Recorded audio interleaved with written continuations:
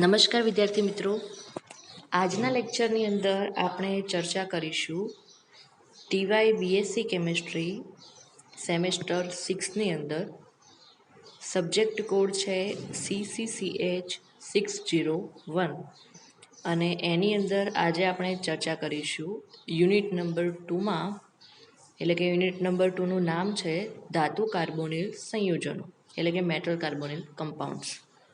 તો વિદ્યાર્થી મિત્રો, આ જે યુનિટ છે આપણે ખબર જ છે હવે કે ભાઈ આ યુનિટમાંથી આપણે કયા ટોપિક્સ વિશે ચર્ચા કરીએ છીએ, તો કે જે પ્રશ્નો એક્ઝામની અંદર આગળની વખતે આગળના પેપર્સની અંદર પૂછાઈ ગયેલા છે, બરાબર, કે જે મોસ્ટ આઈએમપી પ્રશ્નો છે, તો એ પ્રશ્નોનું અહીંયા આગળ આપણે રિવિઝન કરીએ। તો અહીંયા આગળ હવે આજના લેક્ચરની અંદર આપણે ચર્ચા કરીશું કે બીજું એક ધાતુ કાર્બોનિલ સંયોજન છે કે અહીંયા આગળ સ્ક્રીન ઉપર તમે જોઈ શકો છો કે આજના લેક્ચરની અંદર આપણે ચર્ચા કરવાની છે કે CO2CO8। તો આ જે ધાતુ કાર્બોનિલ સંયોજન છે એનું નામ છે ઓક્ટા કાર્બોનિલ ડાયકોબાલ્ટ। કઈ રીતે આનું નામ છે? તો ઓક્ટા કાર્બોનિલ એટલે કે આની સાથે જે ધાતુ અહીંયા આગળ છે એ ધાતુ કઈ છે? અહીંયા આગળ છે એ કોબાલ્ટ છે, બરોબર। અને એ ધાતુની સાથે જે લિગેન્ડ ગોઠવાયેલા છે એ કયા છે? અહીંયા આગળ કાર્બોનિલ છે, એટલે કે CO ગ્રુપ છે। તો સૌથી પહેલા તો અહીંયા આગળ જે ધાતુ છે એ ધાતુ કેટલી છે? અહીંયા આગળ 2 છે। તમે અહીંયા આગળ જોઈ શકો છો કે CO2 છે, એટલે કે ડાયકોબાલ્ટ તરીકે એને ઓળખવામાં આવશે। અને લિગેન્ડ અહીંયા આગળ જે છે, એટલે કે જે કાર્બોનિલ ગ્રુપ છે એ કાર્બોનિલ જે ઘટકો છે એ કેટલા છે? કાર્બોનિલના અણુઓ અહીંયા આગળ કુલ 8 છે, તો એને કહેવામાં આવશે ઓક્ટા કાર્બોનિલ, બરાબર। તો આની અંદર જે ધાતુ કાર્બોનિલ જે સંયોજનો છે, સંકીર્ણ સંયોજનો, એના નામકરણની અંદર જો આપણે આનું આપણે જો નામ કહીએ તો એનું નામ થશે ઓક્ટા કાર્બોનિલ ડાયકોબાલ્ટ। તો સૌથી પહેલા તો વિદ્યાર્થી મિત્રો કે આ જે ઓક્ટા કાર્બોનિલ ડાયકોબાલ્ટ જે છે, તમારે એક્ઝામની અંદર 7 માર્ક્સની અંદર આ પ્રશ્ન પૂછાઈ શકે છે, બરાબર। અથવા તો કોઈ પણ 2 સંકીર્ણના તમને બંધારણ પૂછશે અને એ બંને તમને પ્રશ્ન જે છે કમ્બાઈનમાં પ્રશ્ન પૂછશે અને એ પણ 7 માર્ક્સની અંદર પૂછી શકે છે। તો સૌથી પહેલા તો આની અંદર જોઈએ કે આ જે ઓક્ટા કાર્બોનિલ ડાયકોબાલ્ટ જે છે એનું અણુસૂત્ર શાના આધારે નક્કી કરવામાં આવ્યું? તો અહીંયા આગળ જે એની બાષ્પ ઘનતા છે, બરાબર, તો બાષ્પ ઘનતા અને બેન્ઝીનની અંદર બનાવવામાં આવેલું જે દ્રાવણનું ઠાર બિંદુ છે, બરાબર, તો એ ઠાર બિંદુ ઉપરથી કોબાલ્ટ કાર્બોનિલનું જે આ અણુસૂત્ર અહીંયા આગળ સ્ક્રીન ઉપર તમે જોઈ શકો છો એ અણુસૂત્ર સાબિત કરવામાં આવ્યું। બીજી વસ્તુ છે વિદ્યાર્થી મિત્રો કે કોબાલ્ટ કાર્બોનિલ જે છે, આ જે કોબાલ્ટ કાર્બોનિલ જે છે એ એના અમુક ગુણધર્મો અહીંયા આગળ તમને આપેલા છે, બરાબર, ભૌતિક ગુણધર્મો, કે એ પાણીની અંદર કેવો છે? અદ્રાવ્ય છે, બરાબર, એટલે કે ઇનસોલ્યુબલ છે, પણ ઇથર છે, આલ્કોહોલ છે, બરાબર। તો આવા કાર્બનિક જે ઘટકો છે, કાર્બનિક ઘટકો એટલે કયા કયા? કાર્બનિક દ્રાવણો એટલે કે ઇથર છે, આલ્કોહોલ છે, બરાબર। તો એ પ્રકારના જે કાર્બનિક દ્રાવણો છે એ દ્રાવણોની અંદર કેવો છે? અલ્પ દ્રાવ્ય, એટલે કે થોડાક પ્રમાણમાં એ દ્રાવ્ય થઈ શકે છે।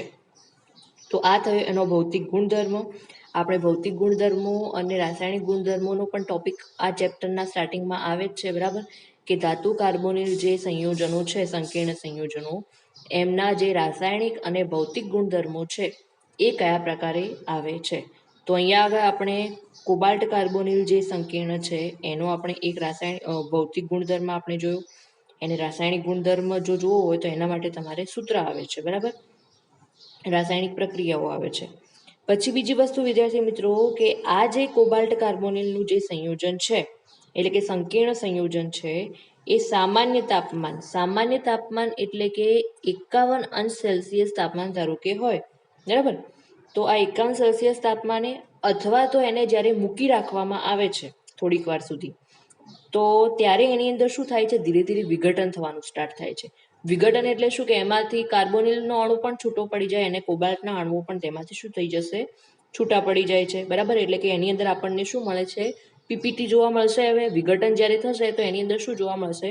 પીપીટી જોવા મળશે, અને પીપીટી પણ કયા રંગના હોય છે? બ્લેક કલરના હોય છે આની અંદર, બરોબર। પરંતુ જો અહીંયા આગળ આપણે 6 અંશ સેલ્સિયસે પૂરેપૂરું જો વિઘટન થઈ જાય આનું, કેટલા અંશ સેલ્સિયસ તાપમાને?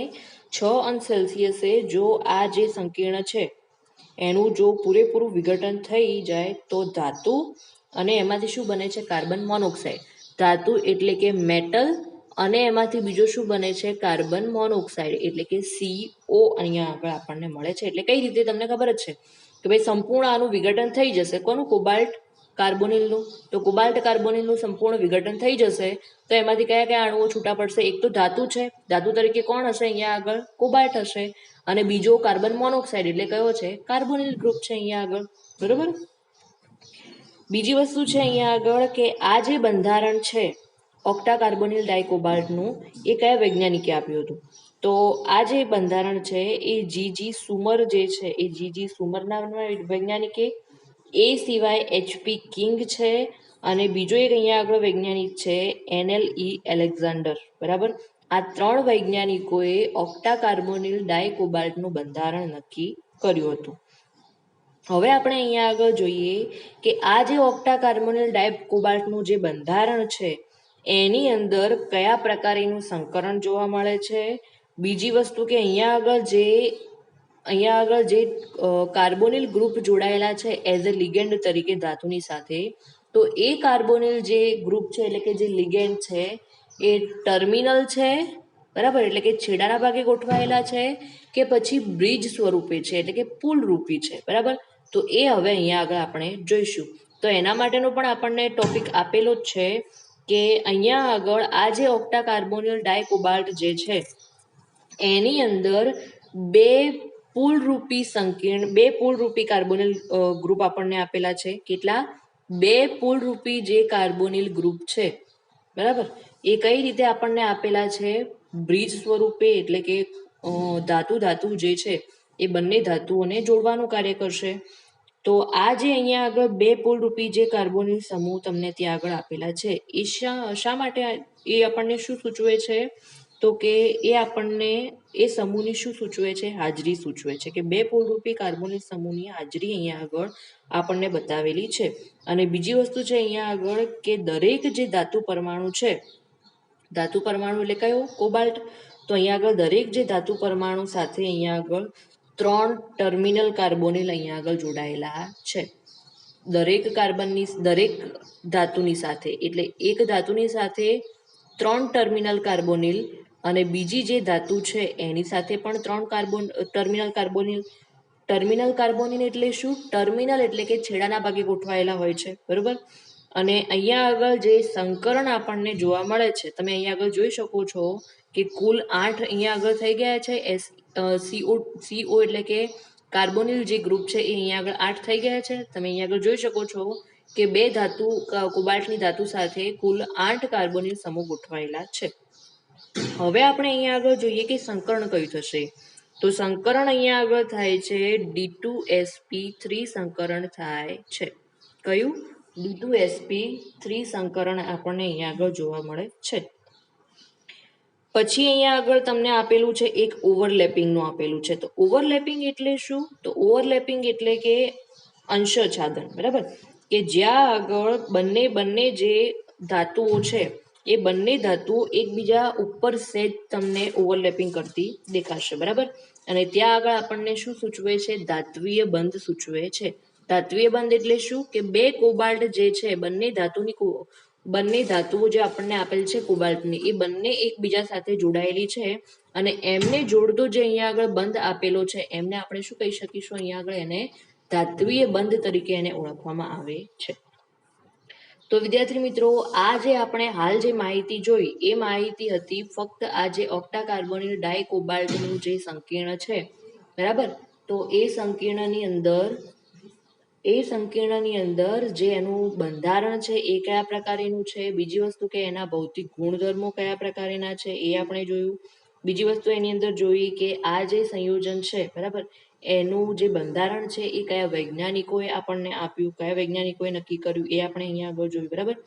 અને બીજી વસ્તુ આપણે આની અંદર જોઈ કે ભાઈ આટલું તાપમાન જો એને પૂરું પાડવામાં આવશે તો તો એનું શું થઈ જશે, એની અંદર વિઘટન થઈ જશે, અને વિઘટન થશે તો એની અંદરથી કયા કયા એક ધાતુનો અણુ છૂટો પડે છે, અને બીજું શું મળે છે આપણને, કાર્બન મોનોક્સાઇડ એટલે કે કાર્બોનિલ ગ્રુપ આપણને અહીંયા આગળ મળે છે. તો હવે આપણે અહીંયા આગળ જોઈશું કક્ષકોની અંદર ઇલેક્ટ્રોનની ગોઠવણી, અને કક્ષકોની અંદર ઇલેક્ટ્રોનની ગોઠવણીના આધારે આપણે અહીંયા આગળ જોઈશું કે એનું જે બંધારણ છે એ કયા પ્રકારનું થશે, એ સિવાય એની અંદર જે હાઇબ્રિડાઇઝેશન એટલે કે જે સંકરણ થશે એ કયા પ્રકારનું થશે, બરાબર. અને એના આધારે આપણે નક્કી કરી શકીશું કે એની અંદર આ જે ઓક્ટા કાર્બોનિલ ડાયકોબાલ્ટનું જે સંકીર્ણ છે એની અંદર જે કાર્બોનિલ ગ્રુપ જે જોડાયેલા છે એ કઈ રીતે ગોઠવાયેલા હોય છે, કે ભાઈ એ ટર્મિનલ છે કે બ્રિજ સ્વરૂપે છે, એ આપણે અહીંયા આગળ હવે જોઈશું. તો તમને બધાને ખબર જ છે કે અહીંયા આગળ આપણે બે પ્રકારના કક્ષકોની અંદર ઇલેક્ટ્રોનની ગોઠવણી કરવાની છે, બે પ્રકારે. એક તો થાય છે વેલેન્સ બોન્ડ થિયરીના આધારે. વેલેન્સ બોન્ડ થિયરી એટલે કઈ રીતે, તો કે વેલેન્સ બોન્ડ થિયરી એટલે કે સંયોજકતા કક્ષકવાદ, બરાબર. તો સંયોજકતા કક્ષકવાદ જે છે એ કયો સિદ્ધાંત એને કહેવામાં આવે છે, જૂનો સિદ્ધાંત છે, બરાબર. તો એના આધારે પણ અહીંયા આગળ આપણે કક્ષકોની અંદર ઇલેક્ટ્રોનની ગોઠવણી જોઈશું, અને એ સિવાય આપણે બીજું અહીંયા આગળ જોવાની છે આધુનિક જે કક્ષકવાદ છે, અને આધુનિક કક્ષકવાદ કયો છે, મોલિક્યુલર ઓર્બિટલ થિયરી એટલે કે આણ્વીય કક્ષકવાદ. તો આ બંને જે સિદ્ધાંત છે, બંને સિદ્ધાંત દ્વારા જે કક્ષકોની અંદર ઇલેક્ટ્રોનની જે ગોઠવણી થશે એનો આપણે અહીંયા આગળ અભ્યાસ કરીશું. તો સૌથી પહેલા તો આપણે જોઈએ કે જે જૂનો સિદ્ધાંત છે એટલે કે જે વેલેન્સ બોન્ડ થિયરી આપણને આપેલી છે, તો અહીંયા આગળ હવે આપણે એનો અભ્યાસ કરીશું. તો સૌથી પહેલા આપણે વેલેન્સ બોન્ડ થિયરીનો અભ્યાસ કરીએ અહીંયા આગળ, બરોબર. તો વેલેન્સ બોન્ડ થિયરી જે છે એના આધારે જો કક્ષકોની અંદર ઇલેક્ટ્રોનની ગોઠવણી થાય તો સૌથી પહેલા તો આપણે અહીંયા આગળ જોઈશું કે જે કોબાલ્ટનો જે પરમાણુ છે, તો આ કોબાલ્ટના પરમાણુનો જે પરમાણુ ક્રમાંક છે, બરાબર. કોબાલ્ટનો જે અણુ અહીંયા આગળ આપણને આપેલો છે એનો જે પરમાણુ ક્રમાંક છે એ છે અહીંયા આગળ 27, બરાબર. તો સૌથી પહેલા તો આપણે આનો પરમાણુ ક્રમાંક કોબાલ્ટનો જોઈશું. તો કોબાલ્ટનો પરમાણુ ક્રમાંક છે કેટલો, 27 છે. તો હવે તમને ખબર જ છે કે સૌથી પહેલા અહીંયા આગળ શું લખવાનું છે કે કોબાલ્ટની તરત પહેલા આવતો જે નિષ્ક્રિય તત્વ છે, બરાબર, તો એ કયું છે, આર્ગોન છે, અને એનો પરમાણુ ક્રમાંક કેટલો છે, 18 છે. તો એ 18 ઇલેક્ટ્રોન અહીંયા આગળ સુધી આવી ગયા. હવે બાકી કેટલા વધે છે, કુલ 9 ઇલેક્ટ્રોન બાકી વધે છે, બરોબર.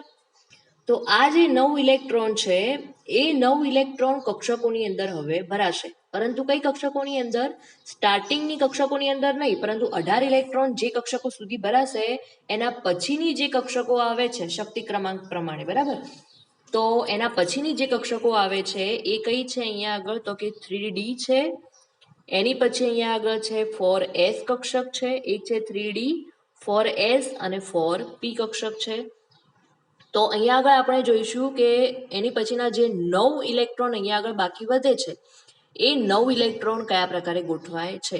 તો એ 9 ઇલેક્ટ્રોનમાંથી જે 8 ઇલેક્ટ્રોન છે એ 3D કક્ષકમાં ભરાય છે. તમે અહીંયા આગળ જોઈ શકો છો કે 1, 2, 3, 4, 5, 6, 7 અને 8, બરાબર. આ 8 ઇલેક્ટ્રોન જે છે એ 3D કક્ષકમાં ભરાય છે, અને એક જે ઇલેક્ટ્રોન છે એ ક્યાં આગળ ભરાય છે, 4s કક્ષકમાં ભરાય છે, બરાબર. આ પ્રકારે કક્ષકોની અંદર ઇલેક્ટ્રોનની ગોઠવણી થાય છે. હવે આપણે અહીંયા આગળ જો કક્ષકોની અંદર જો આપણે એની સાથે જે લિગેન્ડ ગોઠવાયેલા હોય છે, બરાબર, અને એ જે લિગેન્ડની જો આપણે અહીંયા આગળ ગોઠવણી કરીએ તો જે ખાલી કક્ષકો અહીંયા આગળ લિગેન્ડ કેટલા છે, અહીંયા આગળ કુલ 8 છે, બરોબર. અને એ 8 લિગેન્ડો, બીજી વસ્તુ અહીંયા આગળ છે કે આપણને અહીંયા આગળ 2 કોબાલ્ટની ધાતુ આપેલી છે, એટલે કે એક કોબાલ્ટની ધાતુની અંદર આપણે ઇલેક્ટ્રોનની ગોઠવણી કરી તો એ જ પ્રમાણે બીજી કોબાલ્ટની જે ધાતુ છે એની અંદર પણ એઝ ઇટ ઇઝ એ જ આપણે કક્ષકોની અંદર ઇલેક્ટ્રોનની ગોઠવણી કરી છે, બરોબર, જે અહીંયા આગળ તમે જોઈ શકો છો નીચેના ભાગે. તો હવે બાકી જે વધે છે કક્ષકો, એ કક્ષકોની અંદર આપણે શેની ગોઠવણી કરવાની છે, કાર્બોનિલ જે લિગેન્ડ છે એ કેટલા છે, 8 છે. તો એક કોબાલ્ટની ધાતુની અંદર 4 કાર્બોનિલના ગ્રુપના ઇલેક્ટ્રોન જોડાશે, એટલે કુલ 8 ઇલેક્ટ્રોન જોડાશે. અને બીજો જે કોબાલ્ટની ધાતુ છે એની અંદર કુલ 8 ઇલેક્ટ્રોન ગોઠવાશે કાર્બોનિલના, બરોબર. તો એ કયા પ્રકારે ગોઠવાશે, તો અહીંયા આગળ તમે જોઈ શકો છો કે 2 ઇલેક્ટ્રોન અહીંયા આગળ છે કાર્બોનિલના, 2 ઇલેક્ટ્રોન અહીંયા આગળ છે, 2 ઇલેક્ટ્રોન અહીંયા આગળ છે, કુલ 6 ઇલેક્ટ્રોન થયા. અને બાકીના જે 2 ઇલેક્ટ્રોન છે એમાંથી એક ઇલેક્ટ્રોન અહીંયા આગળ અને એક ઇલેક્ટ્રોન અહીંયા આગળ હોય છે. એઝ ઇટ ઇઝ એ જ પ્રમાણે બીજી જે કોબાલ્ટની ધાતુ અહીંયા આગળ છે એની અંદર પણ કક્ષકોની અંદર જે કાર્બોનિલ ગ્રુપના ઇલેક્ટ્રોન છે એ એઝ ઇટ ઇઝ ઉપર આપણે જે કર્યા એ જ પ્રકારે એની ગોઠવણી અહીંયા આગળ થાય છે. બરોબર. તો અહીંયા આગળ તમે જોઈ શકો છો કે ઉપરના ભાગે કોબાલ્ટમાં 8 કાર્બોનિલના ઇલેક્ટ્રોન અને નીચેના ભાગે બીજી જે કોબાલ્ટની ધાતુ છે એની કક્ષકોમાં પણ 8 કાર્બોનિલના ઇલેક્ટ્રોન અહીંયા આગળ ભરી ચૂક્યા છીએ. તો કુલ કેટલા 16 ઇલેક્ટ્રોન થઈ ગયા અહીંયા આગળ. હવે એમાંથી આપણે અહીંયા આગળ વાત કરીએ તો કે આ જે ખાલી કક્ષકો હતી 4p કક્ષકો જે છે 4p ની જે 3 કક્ષકો સંપૂર્ણ ખાલી હતી અને એની અંદર જે ઇલેક્ટ્રોન ભરાયા છે બધા એ કોના ઇલેક્ટ્રોન છે? કાર્બોનિલ ગ્રુપના ઇલેક્ટ્રોન છે. તો ત્યાં આગળ કાર્બન અને ઓક્સિજનની વચ્ચે કયો બંધ આવશે? ટ્રિપલ બોન્ડ આવશે, જે અહીંયા આગળ તમે જોઈ શકો છો. બરાબર. એ જ પ્રમાણે અહીંયા આગળ પણ એ જ રીતે આવશે કે કાર્બન અને ઓક્સિજનની વચ્ચે કયો બંધ આવશે? ટ્રિપલ બંધ આવશે. પરંતુ જો અહીંયા આગળ હું આ 2 કાર્બોનિલ ગ્રુપની વાત કરું તો ત્યાં આગળ એક હશે પાઈ બંધ અને એક હશે ત્યાં આગળ સિગ્મા બંધ. કઈ રીતે હવે? તો અહીંયા આગળ તમે જોઈ શકો છો કે એક જે ઇલેક્ટ્રોન છે એ કોનો ઇલેક્ટ્રોન છે? કોબાલ્ટનો ઇલેક્ટ્રોન છે. અને એક જે ઇલેક્ટ્રોન છે એ કોનો ઇલેક્ટ્રોન છે? અહીંયા આગળ કાર્બોનિલનો ઇલેક્ટ્રોન છે. બરાબર. તો અહીંયા આગળ કાર્બન ને ઓક્સિજનની વચ્ચે તમે અહીંયા આગળ બંધ જોશો તો ત્યાં આગળ કયો બંધ આવે છે? ડબલ બોન્ડ આવે છે. બરાબર. કયો બંધ આવશે? ત્યાં આગળ ડબલ બોન્ડ આવશે. અને એ સિવાય આ જે કોબાલ્ટ જે છે કોબાલ્ટનો એક ઇલેક્ટ્રોન અહીંયા આગળ જે બાકી વધે છે એ બંને એક ઇલેક્ટ્રોન શેના માટે ભાગ ભજવે છે? તો કે ધાત્વીય બંધ બનાવવા માટે અહીંયા આગળ એ ભાગ ભજવે છે. બરાબર. કે જેને આપણે શું કહીશું? ડેલ્ટા તરીકે લખવામાં આવે છે. તો ત્યાં આગળ ધાત્વીય બંધ જે છે એ કોના આધારે આપણે કોણ બનાવે છે? તો કોબાલ્ટની કક્ષકોની અંદર એક ઇલેક્ટ્રોન જે બાકી વધે છે એ એક ઇલેક્ટ્રોન શેની અંદર ભાગ ભજવે છે? તો બંને કોબાલ્ટની જે ધાતુઓ છે એ બંનેને જોડવાનું કાર્ય કરે છે, એટલે કે ધાત્વીય બંધ બનાવે છે. અને અહીંયા આગળ હવે જોઈ શકો છો તમે કે અહીંયા આગળ જે આપણને સંકરણ મળે છે એ સંકરણ હમણાં આપણે જોયું એ જ પ્રમાણે કયું મળે છે? અહીંયા આગળ D2sp3 સંકરણ આપણને અહીંયા આગળ મળે છે. કયું સંકરણ મળે છે? અહીંયા આગળ તમે જોઈ શકો છો કે કેટલી કક્ષકો સંકરણની અંદર ભાગ લે છે? ડી કક્ષકની 2 કક્ષકો, એસ ની 1 અને પી ની કુલ 3 કક્ષકો સંકરણની અંદર ભાગ લે છે. તો અહીંયા આગળ જે હાઇબ્રિડાઇઝેશન થાય છે કયું થાય છે? D2sp3 સંકરણ અહીંયા આગળ આપણને જોવા મળે છે. તો આ આપણે જોયું વેલેન્સ બોન્ડ થિયરીના આધારે. હવે આપણે અહીંયા આગળ જોઈશું આધુનિક બંધારણ. આધુનિક બંધારણ એટલે કયા કક્ષકવાદના આધારે? આણ્વીય કક્ષકવાદના આધારે. બરોબર. એટલે કે મોલિક્યુલર ઓર્બિટલ થિયરીના આધારે. તો એની અંદર પણ એઝ ઇટ ઇઝ જે આગળની અંદર આપણે જોયું કે કોબાલ્ટની જે ધાતુઓ છે બરાબર એની અંદર જે ઇલેક્ટ્રોનની ગોઠવણી થાય છે કક્ષકોની અંદર એ તો એઝ ઇટ ઇઝ એની એ જ છે આની અંદર પણ. પરંતુ અહીંયા આગળ ફેરફાર શું છે? તમે જોઈ શકો છો કે કોબાલ્ટ જે છે કોબાલ્ટનો પરમાણુ ક્રમાંક છે 27. બરાબર. આર્ગોનની અંદર 18 ઇલેક્ટ્રોન ગોઠવાઈ ગયા. અહીંયા આગળ પણ એ જ રીતે છે. કોબાલ્ટનો પરમાણુ ક્રમાંક છે 27. બરાબર. અને આર્ગોનની અંદર 18 ઇલેક્ટ્રોન ભરાઈ ચૂક્યા છે અને બાકીના જે 9 ઇલેક્ટ્રોન છે એ એના પછીની કક્ષકોમાં ભરવામાં આવશે. તો એમાંથી અહીંયા આગળ તમે જોઈ શકો છો કે આ છે 3D કક્ષક, આ 4s કક્ષક ને આ છે 4p કક્ષક. તો 3D કક્ષકની અંદર કેટલા ઇલેક્ટ્રોન અહીંયા આગળ ભરાયેલા છે? તો અહીંયા આગળ 1 2 3 4 5 6 અને 7 ઇલેક્ટ્રોન ભરાયેલા છે. જ્યારે એક ઇલેક્ટ્રોન જે છે 4s કક્ષકમાં છે અને બીજો ઇલેક્ટ્રોન ક્યાં આગળ છે? 4p કક્ષકમાં છે. બરાબર. તો અહીંયા આગળ તમે જોઈ શકો છો કે 9 ઇલેક્ટ્રોન થઈ ગયા છે. એ જ પ્રકારે નીચેની જે બીજી કોબાલ્ટની ધાતુ છે એની અંદર પણ 1 2 3 4 5 6 7. બરાબર. 7 અને 1 8 અને એક અહીંયા આગળ છે 9 ઇલેક્ટ્રોન અહીંયા આગળ ભરાઈ ગયા છે. હવે આપણે વાત કરવાની છે અહીંયા આગળ કે કાર્બોનિલના જે ઇલેક્ટ્રોન છે એ અહીંયા આગળ કઈ રીતે ભરાશે. તો કાર્બોનિલ ગ્રુપમાંના ઇલેક્ટ્રોન અહીંયા આગળ તમે જોઈ શકો છો કે આ જે 2 કક્ષકો છે 4p ની એ કેવી છે? સંપૂર્ણ ખાલી છે. તો એની અંદર જે બંને ઇલેક્ટ્રોન ભરાશે એ કોના ભરાશે? અહીંયા આગળ કાર્બોનિલ ગ્રુપના ભરાશે. એ જ રીતે આ જે 2 કક્ષકો છે 4p ની એ પણ સંપૂર્ણ ખાલી છે. તો એની અંદર પણ 2 જે ઇલેક્ટ્રોન ભરાશે એ બંને કોના હશે? કાર્બોનિલ ગ્રુપના ઇલેક્ટ્રોન હશે. બરાબર. એ સિવાય બાકીના જે કાર્બોનિલ ગ્રુપના ઇલેક્ટ્રોન છે, અહીંયા આગળ કેટલા ઇલેક્ટ્રોન થયા? કુલ 4 ઉપરના ભાગે અને 4 નીચેના ભાગે, કુલ 8 ઇલેક્ટ્રોન થયા. હજુ 8 ઇલેક્ટ્રોન આપણને ભરવાના બાકી છે. તો એ 8 ઇલેક્ટ્રોન કઈ રીતે ભરાશે? તો અહીંયા આગળ 1 ઇલેક્ટ્રોન, અહીંયા આગળ 2, 3, 4 અને એ જ રીતે નીચેના ભાગે પણ 1, 2, 3 અને 4. તો હવે તમે જોઈ શકો છો કે 16 જે ઇલેક્ટ્રોન છે એ અહીંયા આગળ કક્ષકોની અંદર ભરાઈ ગયા છે. હવે આપણે અહીંયા આગળ જોઈશું કે આના આધારે જે બંધ બને છે, બરાબર, તો એ બંધ કઈ રીતે અહીંયા આગળ બનશે. તો હવે આપણે અહીંયા આગળ એની ચર્ચા કરીશું કે ભાઈ અહીંયા આગળ જે બંધ બને છે એ બંધ શાના આધારે બને છે? તો કાર્બન ને ઓક્સિજનની વચ્ચે, બરાબર. તો અહીંયા આગળ જે આપણને કાર્બન ને ઓક્સિજન આપેલા છે, એટલે કે જે કાર્બોનિલ ગ્રુપ આપેલા છે એની અંદર કાર્બન ને ઓક્સિજનની વચ્ચે કયો બંધ આવશે? ટ્રિપલ બોન્ડ આવશે.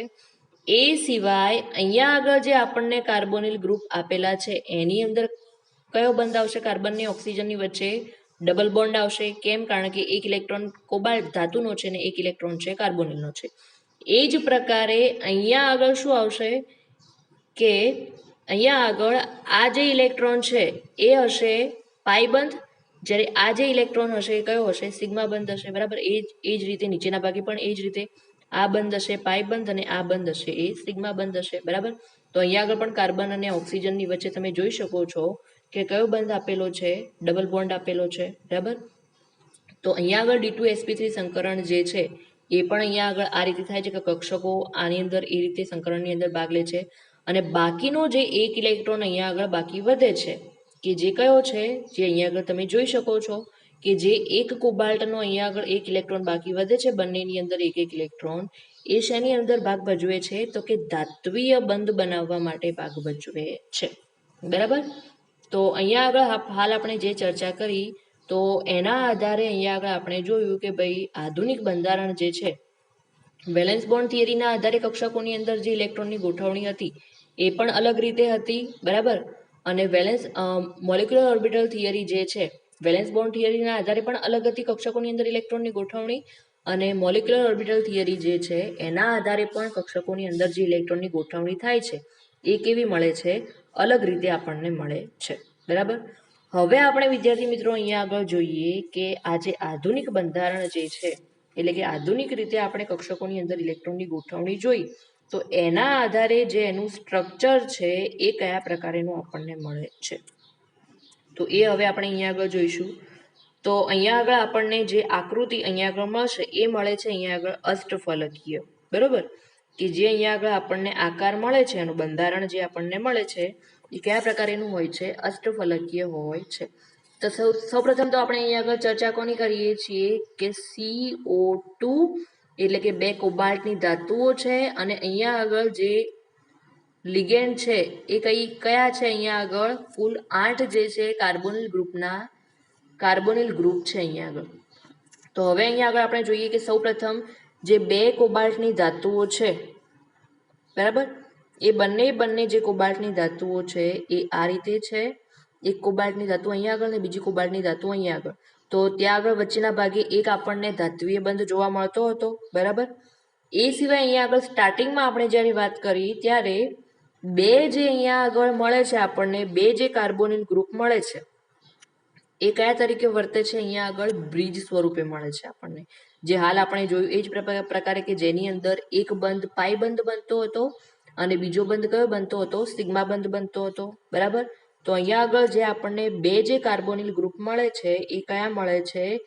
બ્રિજ રૂપી આપણને મળે છે, કે જેને હું આ રીતે દર્શાવીશ, બરાબર. કાર્બન અને ઓક્સિજનની વચ્ચે કયો બંધ છે? અહીંયા આગળ ડબલ બોન્ડ છે. અને બાકીના જે 6 જે કાર્બોનિલ ગ્રુપ છે તો એ 6 કાર્બોનિલ ગ્રુપ છે એ કાર્બોનિલ ગ્રુપના જે ઇલેક્ટ્રોન છે અહીંયા આગળ, બરાબર.